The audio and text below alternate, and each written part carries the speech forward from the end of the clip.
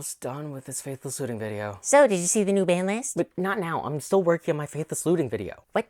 Dude, that was months ago. You gotta talk about stuff that's current. Ugh, fine, I'll at least look at it. I doubt there's gonna be like anything I need to make a video about. That's gonna be in the middle of a modern RCQ season. So we will not be making any modern changes in that announcement, but everything else is on the table. Yeah. I'll start writing a script.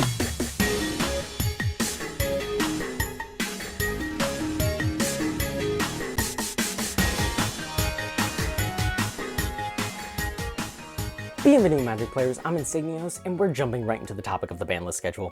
Back when I started playing Magic around Amonkhet, WotC's method of banning was to announce them almost randomly. They'd give a warning that a BNR change was about to happen, and then a few days later, the ban would come out and go into effect that day. But doing it this way would cause confusion, as people would be without a deck, going to a tournament that day or within a few days, and so they changed it. And that change was, I forget when, but it was changed to like 3 weeks-ish after a set comes out, and they make the bans and then they go into effect the day of the announcement. This worked for a time, but it eventually was found that it really messed with competitive seasons, so they changed it again. Except for when they don't. So we will not be making any modern changes in that announcement, but... Oh my god, but you know what? At the end of the day, they have a point. It's not great to go into an LGS and not know about the bans, or to be on your way to an RCQ when something is emergency banned and you have to scramble to build a new deck. You know, that it's completely understandable. I mean, in 2019, I put together my first modern deck, Arclight Phoenix. And when I got to my first 7M, I was informed that Faithless Looting was banned a few days prior, and I had to quickly fix my deck, do something to it, because I didn't want to just go home.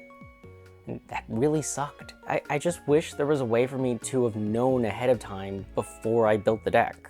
Like, and I don't just mean knowing that a ban was going to happen, but also knowing what was going to be banned before it went into effect. So I was talking with my friend Chuckanot Stirred about this whole issue when he informed me that when Yu-Gi-Oh! Updates their ban lists, they say when it's dropping, they drop the new list, and then the list doesn't go into effect until like 2 weeks after the announcement is made. Let me repeat that. They make the announcement, but the bans don't actually happen for another 2 weeks. They inform the players of the changes and then give them time to adjust accordingly.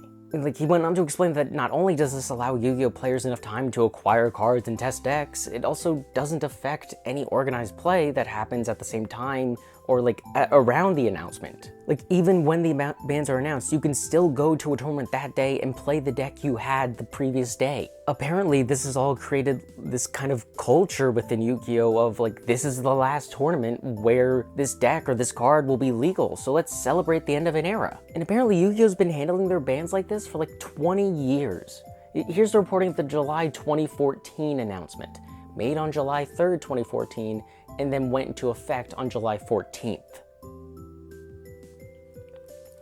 And they're still doing it to this day, and even on their online client Master Duel. Announced on March 26th of 2025, this change to their forbidden and restricted list goes into effect on April 10th. Not only 2 weeks after the announcement of the changes, but also nearly a week after the uploading of this video. Hopefully. This is so considerate of organized play that, like, frankly, it almost makes me want to play Yu-Gi-Oh! Almost. Is this a perfect fix for Magic? Well, I guess not exactly. When a card gets banned, I imagine people would like to see it banned right away. And even if we get to know ahead of time before a card becomes banned, they'd actually have to ban cards in the first place. But if we're considering WotC's main concerns with banning cards, I think this is a great compromise. They don't need to go back to banning things at random though. Like, Yu-Gi-Oh! Still bans things on a schedule, but maybe this can allow WotC to shorten theirs in a time of 6 standard sets in a single year? So Yu-Gi-Oh! Playsets are 3 cards and not 4 cards, right? You know what, enough about the schedule, let's actually talk about what was banned, yeah? Pauper, honestly, no notes. Like, they banned 3 cards that were causing problems, addressed cards that people have been having concerns over, and even unbanned 2 cards on a trial run to see what happens.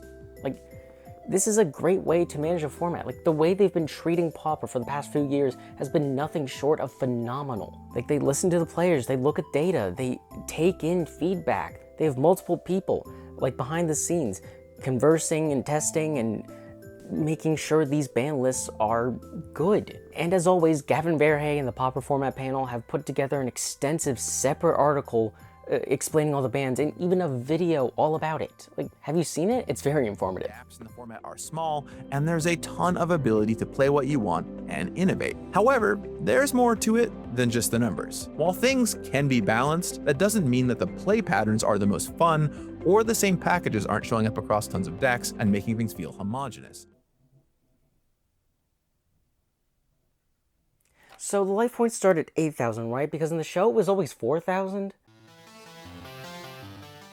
The breach ban was good, but it literally doesn't change the format at all. It was a part of a combo deck that was able to win very quickly regardless of what deck you were playing. It's not like it was oppressing any other archetype over another. You know, with Breach gone, it's not like Dredge is suddenly the best deck in the format. The totem pole does not change. The only thing that is changed is how many cards in your sideboard are dedicated to a single deck. And don't get me wrong, the Modern right now isn't bad per se, but let's be honest, it's not ideal. And as far as we know, they won't be able to ban or unban anything until potentially September, maybe even December, because they're married to this schedule. If only there was a way to change... Right, I moved that to the beginning of the video. Personally, I'd either like to see Guide of Souls or Ocelot Pride get the axe, even if they're fine now that the format has settled down a bit.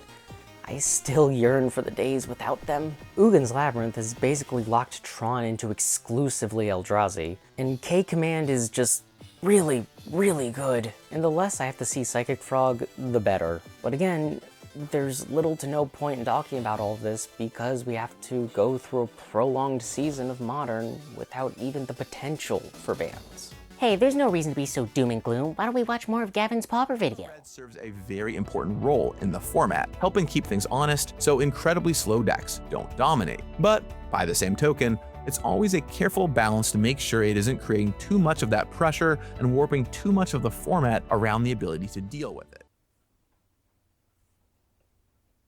So like in Yu-Gi-Oh, are you able to like utilize the graveyard at all?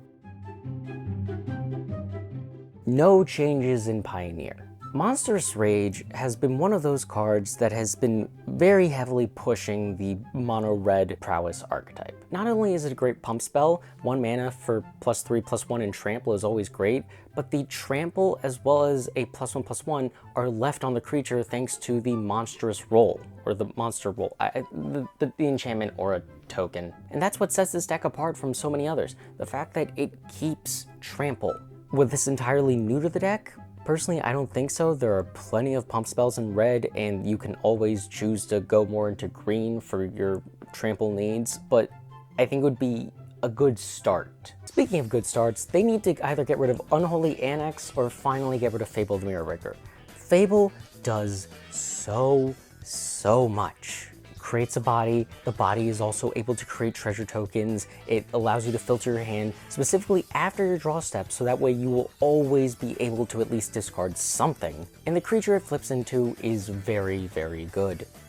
At the very least, it doesn't have haste. But when it comes to Unholy Annex, Blade of the Oni is a 2-drop demon that you can play on curve in order to get the benefits of the Annex, and even when equipped, the equipping creature becomes a demon, therefore, like, you know, continuing on the Unholy Annex ability, so even if you got rid of that creature, they'd still have a demon. Also, there's the fact that in the late game it's still useful because you can make the 5/5 demon. And the main offender is the Life Drain. If they really needed that much card draw on the deck, they could just play Phyrexian Arena, but the Life Drain is just too good. Every time bans in Pioneer are discussed, someone always brings up Fatal Push, but personally Fatal Push is perfectly fine for Pioneer. You don't have fetch lands, so that means it's much more difficult to enable Revolt, so it's a perfectly fine card. But one piece of interaction that probably should be banned from Pioneer is Thoughtseize. Let's be honest, Thoughtseize is one of, if not the best pieces of hand attack in the game.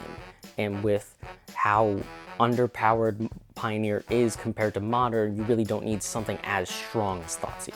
Pioneer still has access to stuff like Dreams of Steel and Oil or Duress or that, you know, that new one from Aether Drift, but the thing is, Thoughtseize is just so good that it pushes all of them out. If without Thoughtseize, it becomes less of a, oh, you have to include thought seeds, it's just so good, to, oh, what's the meta call here? Do I play duress or do I play something that gets rid of creatures? Forces you to make a decision, maybe have stuff in your sideboard, potentially innovate, because it's just too easy to cast Thoughtseize. It's fine in Modern, but I think it's just too oppressive in Pioneer.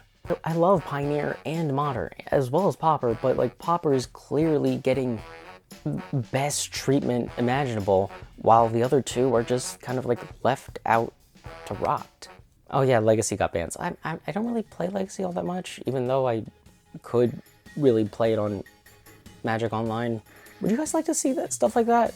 Maybe if I streamed it, like, but if you play Magic Online, I guess follow me on Blue Sky, because I keep meaning to like give out codes that Magic the Gathering Online gives me. They're like codes for points. You should really follow me there to get them, but also like at me on Blue Sky and remind me to do it. Yeah, that's it for now.